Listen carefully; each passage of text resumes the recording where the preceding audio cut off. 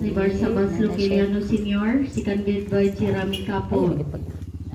Dirita sa atong reporting by Officer sa Apostolado.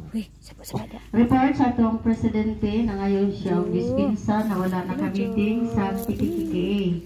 Pinay importante iadto. Sa KPKKDET, mitambong siya oras ang 9 to 12 nag-regulation. Una, pagkahapon na ang proper meeting. Gihisgutan ang synoditan. Synoditan.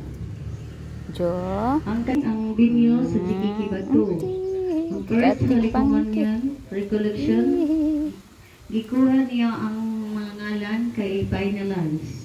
Magdala og sobri, butangan og halad. Ang magdala og kandila ang mga bata, mga ginikanan, magdala og mga buhing hayad. Magsugod ang kumpisal, mga alas 7 sa bunta, naana dito sa parokya. Umaadto sila sa parokya sa Giraldo.